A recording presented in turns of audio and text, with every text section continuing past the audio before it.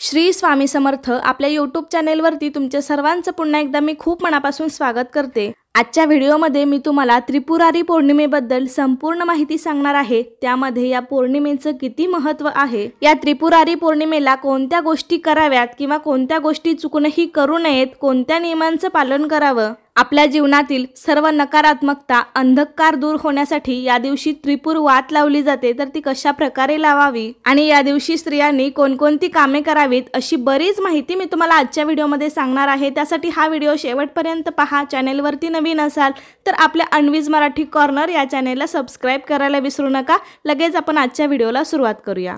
यावर्षी रविवार दिनांक 26 नोव्हेंबर रोजी आलेली आहे त्रिपुरारी पौर्णिमा।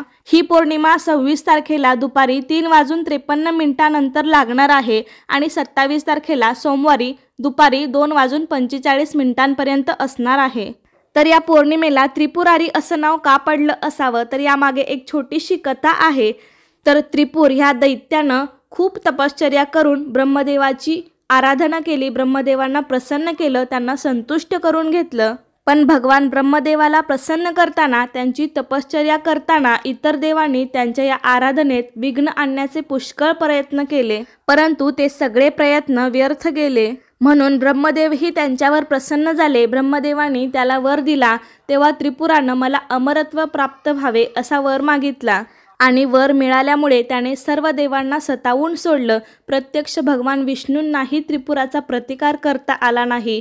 तेव्हा शेवटी भगवान शंकरांनी 3 दिवस युद्ध करून कार्तिक शुद्ध पौर्णिमेला त्रिपुरासुराचा वध केला आणि देवांचं गेलेलं वैभव त्यांना सगळं परत मिळवून दिलं। त्यामुळे सर्व देव आनंदी झाले। त्यांनी भगवान शंकरांचे आभार मानले, दीपोत्सव साजरा केला। त्यालाच आपण या दिवशी देव दीपावली असं देखील म्हणतो। म्हणजे थोडक्यात या दिवशी भगवान शिवांनी त्रिपुरासुराचा वध केला होता, त्यामुळे या पौर्णिमेला त्रिपुरी पौर्णिमा किंवा त्रिपुरारी पौर्णिमा या नावाने ओळखलं जातं। या दिवशी भगवान शिवांनी त्रिपुरासुराचा वध केल्यामुळे या दिवशी खास करून भगवान शिवाची पूजा केली जाते। त्यामुळे आपल्या जीवनातील सर्व अंधकार दूर होतो, आपले जीवन प्रकाशमय होते, आपल्या जीवनातील सर्व समस्यांचे निवारण होते, तसेच जीवनातील सर्व नकारात्मकता दूर होते। म्हणून देखील या पौर्णिमेचं खूप महत्त्व आहे। या दिवशी सर्व देवांना त्यांचं वैभव परत मिळालं, सर्व देव आनंदी झाले, त्यामुळे या दिवशी देव दिवाळी सुद्धा साजरी करतात। तर या दिवशी आपल्याला या त्रिपुरारी पौर्णिमेला आपल्याला शक्यतो सकाळी लवकर उठायचं आहे। शक्य झालं तर ब्रह्ममुहूर्तावर उठण्याचा प्रयत्न करा। या दिवशी आपल्याला अभ्यंग स्नान सुद्धा करायचं आहे। जशी दिवाळी आपण साजरी करतो तसाच हा दिवस सुद्धा अगदी आनंदाने उत्साहाने साजरा करायचा असतो। त्यानंतर नेहमीप्रमाणेच घराची स्वच्छता, घरातली फरशी पुसणं, त्याचबरोबर दारामध्ये सडा रांगोळी, उंबरठ्यावरती हळदीचं लेपन, मुख्य दरवाजाचं पूजन, उंबरठ्याचं पूजन अशा सर्व गोष्टी तुम्हाला या दिवशी करायच्या आहेत। आणि त्यानंतर आपली रोजची देवपूजा। तर शक्य झालं तर या दिवशी सर्व देवांना छान पंचामृताने कोमट पाण्याने स्नान घालायचं आहे। तसेच या दिवशी विशेष करून महादेवांची पूजा केली जाते, म्हणजे महादेवांना अभिषेक केला जातो। हा अभिषेक तुम्ही प्रदोष समयी म्हणजे सायंकाळी देखील करू शकता। तर या दिवशी सायंकाळी आधी देवासमोर साधा दिवा प्रज्वलित करायचा, त्यानंतर महादेवांना स्वच्छ पाण्याने जलाभिषेक, त्यानंतर दुधाचा अभिषेक करायचा, शिवपिंडीवरती भस्म लावायचं, शक्य असेल तर पांढरं फूल वाहायचं। शिवपिंडीवरती अभिषेक करताना तुम्ही सोप्यात सोपा मंत्र ओम नमः शिवाय या मंत्राचा शक्य असेल तर 108 वेळा जप करावा आणि महादेवांची विधिवत पूजा झाल्यानंतर मग तुम्ही तुमच्या देवघरासमोर या दिवसाचं वैशिष्ट्य म्हणजे त्रिपुरी वात प्रज्वलित करू शकता। तर ही त्रिपुरारी वात म्हणजे एक 750 म्हणजे 750 वातींचा एक बंच असतो। तर ही वात आपल्याला प्रज्वलित करायची असते किंवा त्याचं हवन करायचं असतं। आता हल्ली ही वात तुम्हाला पूजा साहित्याच्या दुकानामध्ये सहज मिळून जाते, घरी सुद्धा बनवायला येते, पण त्याला थोडासा वेळ लागतो। शक्य झालं तर घरीच बनवा, कारण त्याचं समाधान खूप वेगळं असतं। पूजा साहित्याच्या दुकानामध्ये तुम्ही त्रिपुर वात किंवा त्रिपुरी वात मागितली तर तुम्हाला ती सहज मिळून जाते, किंवा मग काही जण घरीच बनवतात तर कापसाचा अखंड धागा काढून ही वात घरीच बनवली जाते। तर अशी ही त्रिपुर वात किंवा त्रिपुरी वात आपल्याला सायंकाळी देवघरासमोर प्रज्वलित करायची असते। आपल्या आयुष्यातला अंधकार, आयुष्यातले दुःख, आयुष्यातले वाईट गोष्टी, आपल्याकडून घडलेलं पाप हे सगळं जळून जावं म्हणून या दिवशी त्रिपुरारी वात जाळली जाते। जर तुम्हाला शक्य झालं तर शिवाच्या मंदिरात सुद्धा तुम्ही अशी एक वात प्रज्वलित करा। राक्षसी वृत्ती जाळणे म्हणून त्रिपुर वात जाळली जाते। बघा, अनेक जणांच्या घरामध्ये सुद्धा अनेक लोकांचा खूप वाईट स्वभाव असतो, राक्षसी वृत्ती असते आणि तीच राक्षसी वृत्ती जळली जावी म्हणून ही वात जाळण्याचं खूप महत्त्व आहे या दिवशी। त्यामुळे अशा प्रकारे आपल्याला या पौर्णिमेच्या दिवशी त्रिपुर वात 750 वातींचा एक बंच असतो, तर ती वात आपल्याला या दिवशी प्रज्वलित करायची आहे। त्रिपुरारी पौर्णिमेला काही जण कार्तिक पौर्णिमा किंवा काही जण त्रिपुरी पौर्णिमा या नावाने सुद्धा ओळखतात। एकादशी पासून सुरू झालेला तुळशी विवाह करण्याचा हा पौर्णिमेचा शेवटचा दिवस असतो। तर आपण जी त्रिपुर वात लावणार आहोत तर ती आपल्याला सायंकाळीच लावायची आहे। त्याचबरोबर या दिवशी दीपदान सुद्धा केलं जातं, म्हणजे या दिवशी घराबाहेर, देवळात दिवे लावले जातात। घराबाहेर व देवळात ही दिव्यांची आरास करून पूजा केली जाते। जसे आपण दिवाळीला घराच्या बाहेर दिवे लावतो तर त्याचप्रमाणे या दिवशी आपल्याला बाहेर जास्तीत जास्त दिवे लावायचे आहेत, म्हणजे दीपदान करायचं आहे। किंवा नदीकाठी सुद्धा दिवे लावले जातात।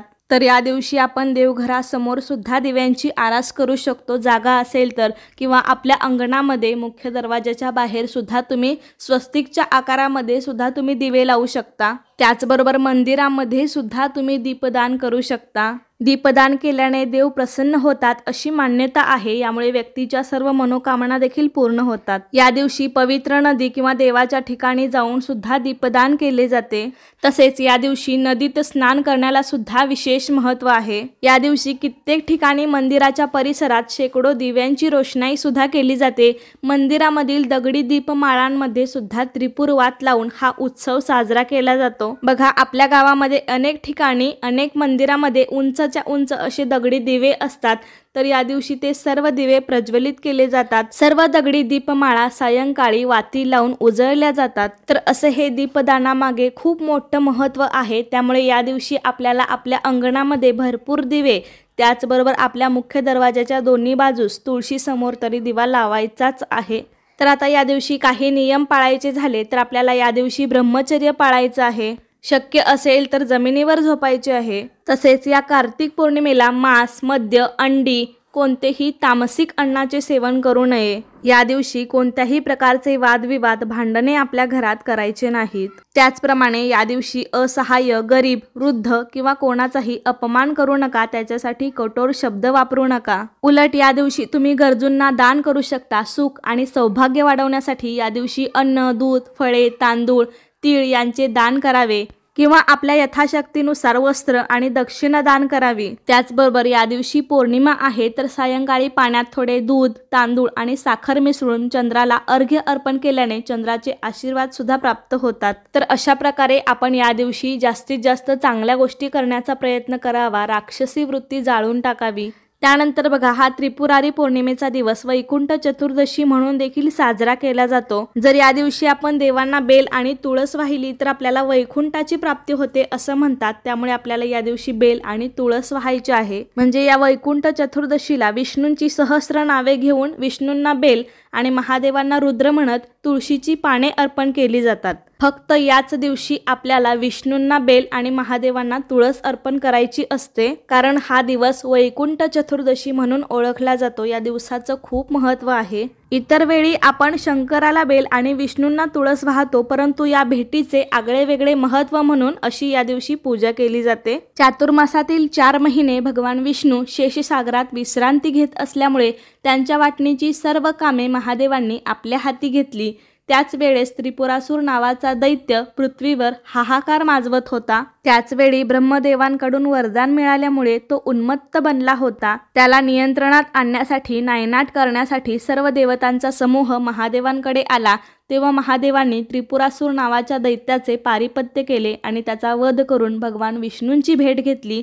तसेच 4 मासांचा कार्यकाळ संपून वैश्विक व्यवहाराची सूत्र विष्णूंच्या हाती सोपवून महादेवांनी तपश्चर्याला जाण्यासाठी प्रयाण केले। तेव्हा हरिहराची ही भेट अविस्मरणीय ठरली। म्हणून या दिवशी जो नर नारी या दोहींचे स्मरण करून बेल आणि तुळस वाहील श्रद्धेने प्रार्थना करेल त्याला मरणोत्तर वैकुंठ प्राप्ती होईल असा आशीर्वाद महादेवांनी दिला। म्हणून वैकुंठ चतुर्दशी पाठोपाठी त्रिपुरारी पौर्णिमा हे दोन्ही दिवस दिवाळीसारखेच साजरे केले जातात आणि म्हणूनच या भेटीचे आगळे वेगळे महत्त्व म्हणून या दिवशी विष्णूंना बेल आणि शंकराला तुळस वाहिली जाते। तसेच हा दिवस महालक्ष्मीला प्रसन्न करण्यासाठी खूप महत्त्वाचा दिवस आहे।